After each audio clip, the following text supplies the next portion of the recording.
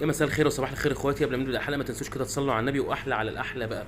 اول حاجه هنجيب الخلاط بتاعنا وهنحط كده 3 بولات من ايس كريم الشوكولاته. بعد كده هنقوم نازلين بصوص شوكولاته علشان نعمل واحد ايس شوكليت، حاجه كده عظمه قوي. يعني كل الاطفال بتحبه والناس الكبار كلنا بنحب الايس شوكليت. بعد كده هنقوم نازلين بنص كوبايه لبن، وما نكترش عن نص كوبايه، ونسيبه يتضرب في الخلاط لمده 10 ثواني بس، وما نكترش عن 10 ثواني علشان ما يحلش معانا، علشان اوريكم القوام بتاع الايس شوكليت عامل ازاي. هنجيب الكوبايه بتاعتنا بقى وهنقوم مجرنشين كده بصوص الشوكولاته زي ما انتم شايفين. لو مفيش صوص شوكولاته مش مشكله خالص، ممكن نستخدم النسكويك مع الايس كريم مع اللبن. بعد كده هنقوم نازلين كده زي ما انتم شايفين القوام بتاع الايس شوكليت.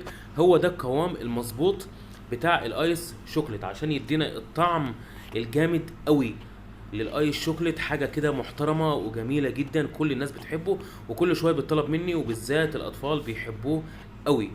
يعني ما تنسوش بقى كده اللي اتفرج على الفيديو تعملوا اشتراك للقناه، واللي ما عملش لايك يعمل لايك وبس خلاص.